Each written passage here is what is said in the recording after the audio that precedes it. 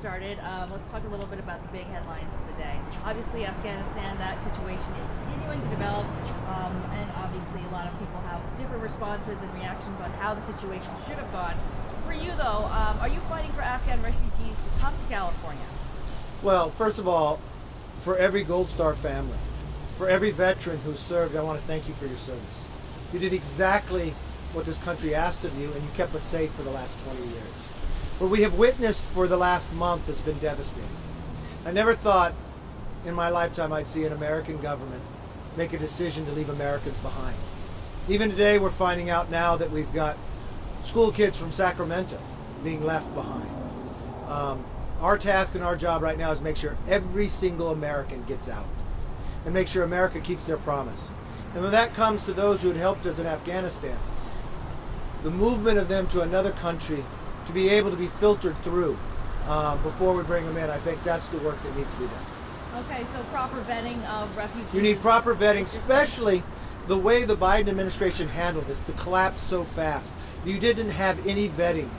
They moved more than 120,000 people out, but only 5,600 of those were American. You need to have vetting, knowing what has transpired in that country.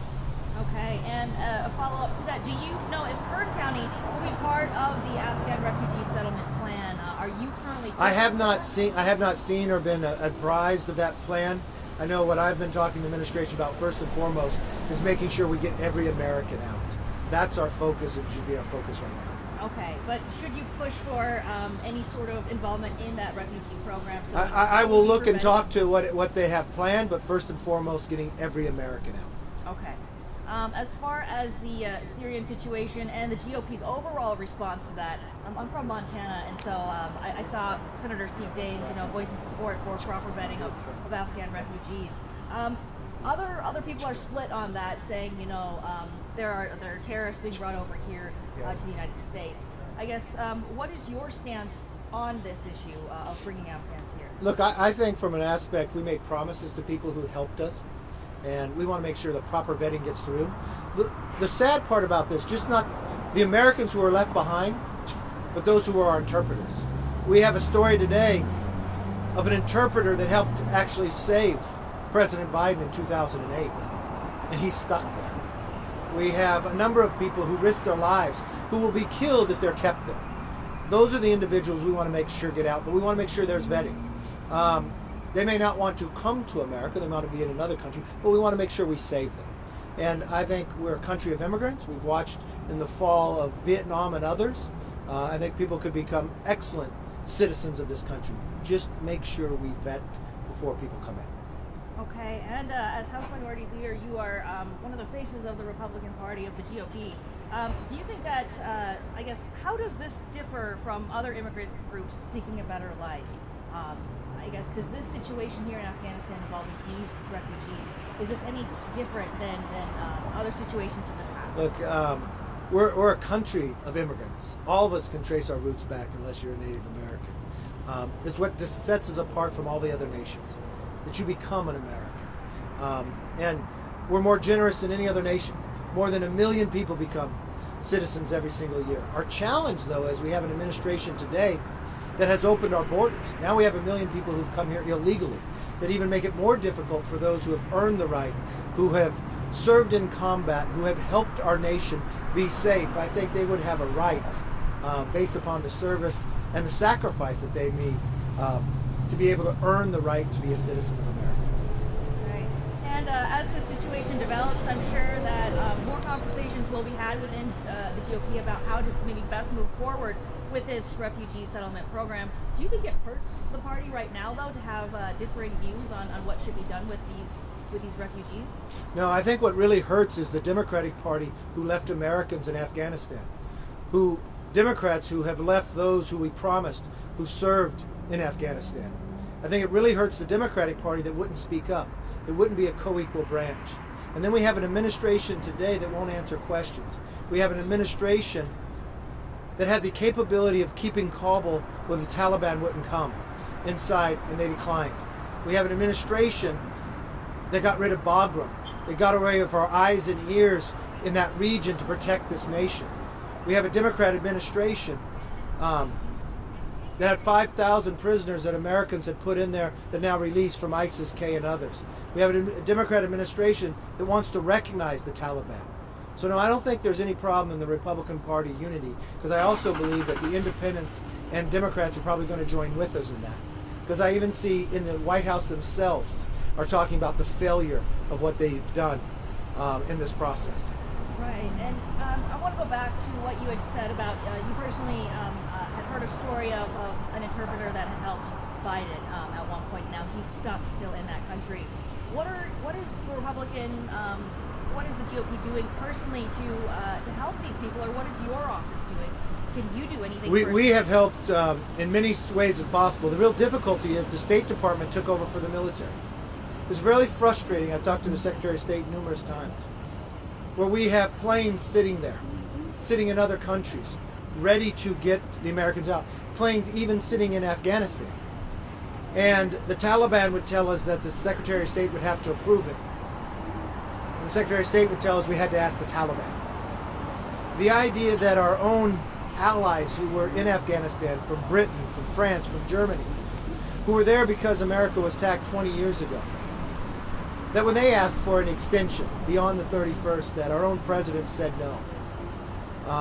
So we've worked hard, tried to change the president's mind. We went to the floor this week to try to move a bill to do 4 simple things. To not leave until every single Americans get out. The president made that decision. What is the plan now to get every American out?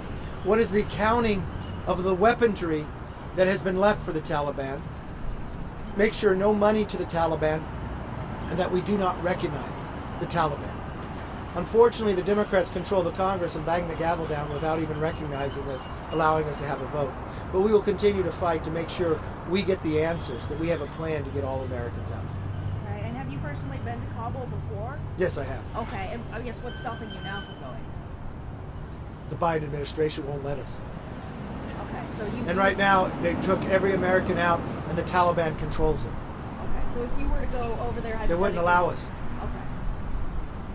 As far as just the plan, I know that there's a lot of disagreement with how Biden handled, like you said, August 30th. I don't think there's any disagreement. I think Republicans and Democrats both agree he's failed at this.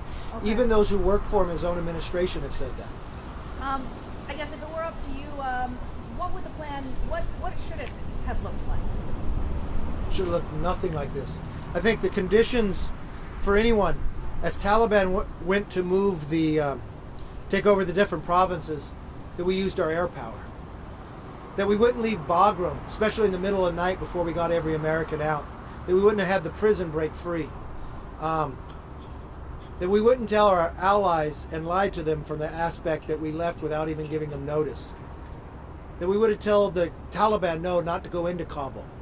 And foremost, if we have spent 20 years there, and for the last 18 months there hasn't been one casualty, and it was just 2,500 men and women that were serving along with the NATO. But the way that President Biden handled it, he had to actually put 5,000 men and women back in. And we just had 13 more Gold Star families. The Marines, the sailors, the Army.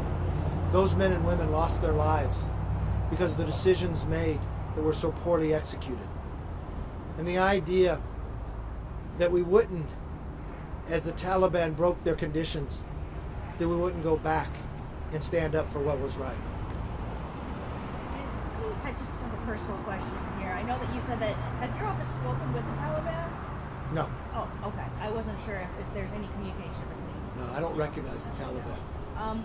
As far as training, staying with the citizens that have been training alongside U.S. forces for this point, the ones that we thought were prepared, I guess in your eyes, when would they have been ready to stand on their own? If not then, when? Well, unfortunately, President Biden tries to blame the Afghan army. They have lost thousands of men every single month. Why they fail was a number of different reasons, but one of the biggest reasons was how Biden pulled out of Bagram without telling them in the middle of the night. You see, America would give the air cover, and they would fight, and we were successful. But once we left without telling them, they did not believe we'd be there for them. And truth behold, they didn't. And now we're having information that President Biden had a phone call with President Ghani, trying to force him to lie about the situation on the ground. I think that contributed a lot to the failure. And I do want to talk a little bit about Trump's prior deal with the Taliban. Talking a little bit about taking our troops out of Afghanistan. Yeah, Trump's prior agreement was different than what transpired. Trump was always going to keep Bagram. So you'd keep Bagram because you've got to understand the placement of where it is. You actually have 2 runways, 2 instead of only 1 there in Kabul. But you also have the ability, as President Biden talks about, over the horizon. Now there's no ability for over the horizon. President Trump said no military weaponry would be left for them to be able to have. If they were able to get it, we would have bombed it. So you would have had security like you had for the last 18 months that no American had died. Afghanistan was safe. Not what's happening today for the women, for those who helped America being hunted down, for the beatings. And then we had President Biden tell Americans to come to the airport to get out. When they got there, the Taliban would shoot at them, take their papers and others. 30 minutes after he said that. Yeah. Never in my life have I ever seen an administration fail so poorly and bring so much damage to our nation, not just for this week, but for decades to come. Right, and talking a little bit about that sudden takeover of the Taliban, the fall of the Afghan government. It happened so fast. I guess how do you think that came about? A great deal amount of failure. I know there'll be time to study who made those decisions and why. Why did the State Department take over and not the military? Why did the president maintain and allow the Taliban to do it? But I think what haunts me the most is on August 19th, as Kabul had fallen, the president promised the nation that we would not leave until every American was out. 2 weeks later, he broke that promise. And we're less than 2 weeks away from the 20th anniversary of 9/11. That we are less safe today now that the Taliban has Afghanistan. But as they have it, they're stronger.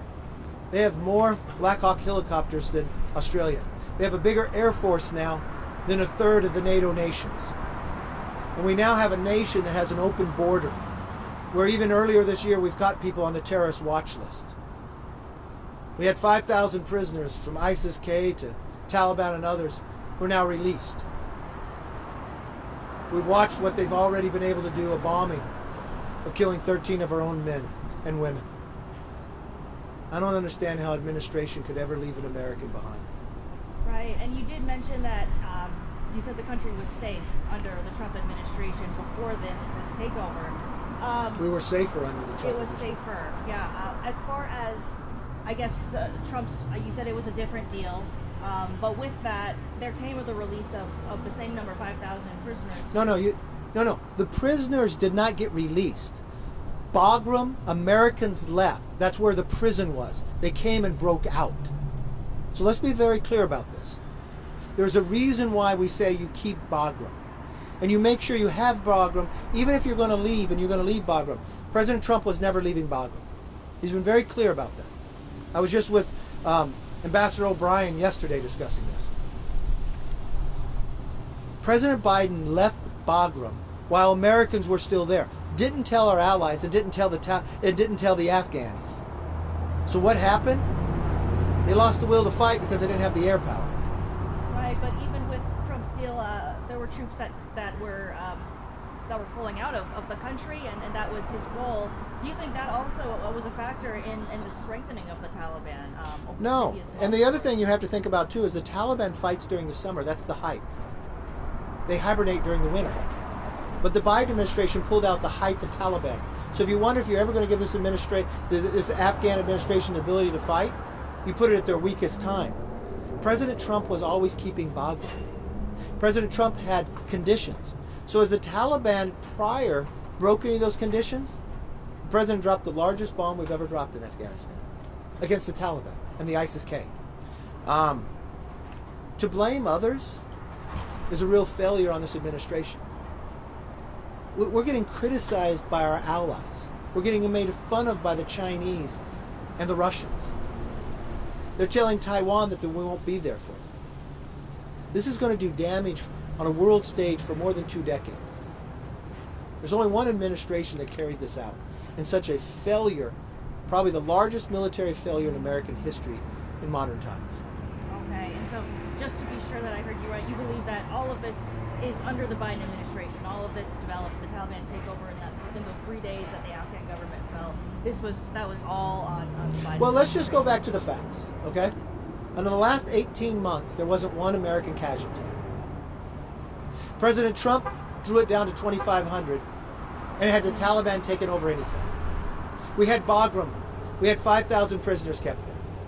The Biden administration's been in for 7 months. The Biden administration, the president himself told us they could not fall. Told them they had all the weaponry, they were strong. A month later, it fell. Then the Biden administration, the president himself, told him he would not leave until all Americans were out. All of that has been a lie. So I don't know if the facts say one did it, and if the President Biden says the buck stops with him. That's the one thing he is truthful about. The buck does stop with him. And taking it all the way back, though, to the beginning of, or not even the beginning, but in most recent times, it was a Republican that got us into the Middle East in 2001, I guess. No. You know what got us into the Middle East? 9/11. In less than 2 weeks, we're gonna have the 20th anniversary of America being bombed. And my question back to you is, where did they come from? They came from Afghanistan. So for every man and woman, for every American who lost their lives, for everyone who has served at home, I want to thank you, because you kept us safe for 20 years. You did your job. And for those who think the war is just in Afghanistan, it's not. They're all parts around the world. And what has happened in the last month has made us weaker, has kept us eyes off those who threaten us. American weaponry they now have, from night goggles to Black Hawk helicopters to our rifles to an Air Force. So yes, we are less safe today, and it falls with the Biden administration. And am I upset about it? Yes, I am. And I don't lay blame, because I know why we're there and why we had to go there. It wasn't a Republican or Democrat that sent us there. It was terrorists who attacked and killed Americans. And we're never going to allow that again. So as far as the withdrawal date of August 31st, would you have kept firm on that? Or No. No, I never would have picked picked it in the first place. That date was picked purely basis for politics. And any time you base a decision like that on politics, you're going to have a fatal national disaster on a world stage. And that's exactly what we had. Why did President Biden pick that date? Because he wanted to give a speech on the 20th anniversary. But because he picked that date, we have 13 more Gold Star families. We have hundreds, maybe thousands of Americans stuck in Afghanistan. We have America weaker on a world stage. And we have a Taliban that's more emboldened, that has more weaponry, and has now, with the Biden administration, an open border. So we're less safe today prior than we were 20 years ago. Okay, and moving on here, I know that we've used a majority of our time here on Afghanistan, but if we can move on, though, it was announced today that you are one of the people that is of interest for tapping phone records when it comes to the January 6th insurrection. I don't know why that would be. Yeah, it was just a headline before I went on, but there's something that we did want to ask you. Is this, I guess, what's your reaction to being a person of interest? Would you ever testify in front of Congress or this panel? Look, I have nothing to add to it. The real failure here, the FBI has investigated already. But now you've got a Congress that tries to use their own political will to go after all Americans. To think about it, if you had one member of Congress can send a letter to gather all your personal information simply because maybe you don't wear a mask or you don't want to get vaccinated. I've never thought of the political realm of the Democrats would go so far. The challenge that we have today is all the failure that happened on January 6th. We've had investigations by the FBI. We had more than 500 people arrested. We now have a situation where politics is playing into something that doesn't make us any more safe. Why was the National Guard not there when they were warned ahead of time? when the FBI told the head of the Sergeant of Arms. Did the Speaker of the House deny the ability for that? It's interesting the type of politics is being played from a political committee where a speaker did something that no speaker has ever done before, dictate who could be on it and deny Republicans the opportunity. So it's disgusting in all aspects from what I see. Right, and so would you testify in front of that select I have panel? nothing to add to it, so I don't see why. Okay, so that would be it. And this is not a committee.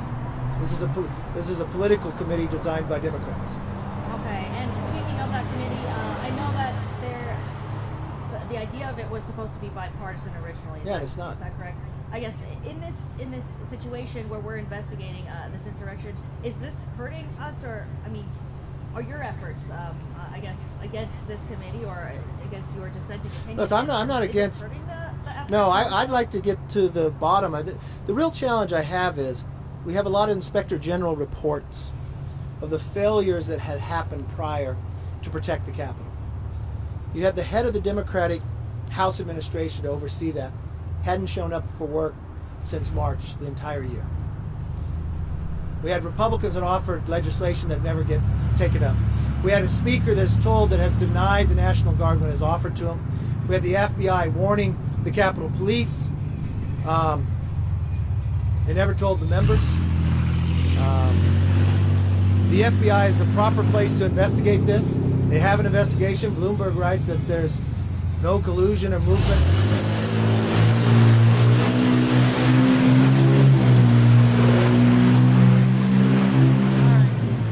And then as far as you had talked a little bit about the companies that may be cooperating with that January 6th committee, that may be handing over data, things like that. I guess, how is that any different than a law enforcement agency asking for footage from somebody who has committed a crime? Oh, it's unconstitutional. The Supreme Court has already ruled on this. Think for one moment. I'm a member of Congress. Can I send a letter if I don't like what you say to get all your information, your phone and others? If they're allowed to do that, that's what they're able to do. The Supreme Court says they're not. That Congress can only do that when it comes to a legislative purpose. The FBI can do it. And you say, what's the difference? Law enforcement has the right to do it. Congress does not. So what you're finding in the Democrats today is that they're trying to use their own politics if somebody disagrees with them, if somebody votes against their views. It's unconstitutional for the companies to release this. There was a case recently in the Supreme Court. Justice Roberts has written about it as well. Wouldn't though, like a legislative purpose, isn't this a legislative purpose? Because wouldn't the point of the committee, wouldn't it be to what are they make our laws legislating? stronger? And No, what are they legislating? I guess It's not a legislative purpose. You know the biggest challenge here too? no. You've got Adam Schiff on it, who was chair of the Intel Committee, who spent the time doing politics on impeachment instead of looking at what's happening in Afghanistan and put us in a weaker position. You now have him on this committee. You also have Benny Thompson, who is chair of the Homeland Security, who we now have a border that is wide open, that we're catching people on the terrorist watch list, spending their time on this instead of investigating. The FBI is the appropriate place that has arrested more than 500 people, just like law enforcement. Should members of Congress do investigations when someone robs a bank, or should law enforcement do it? But now what the Democrats are doing are trying to use an unconstitutional, unlawful ability to go after Americans who they think disagree with them philosophically. I would hate to see their ability, if they're able to do this, to go after people they think that won't wear a mask or won't get vaccinated or don't vote Democrat. I believe from the fundamental that you have a bipartisan vote inside Congress to even pass the laws, they don't have the ability to do this. Thank you very much.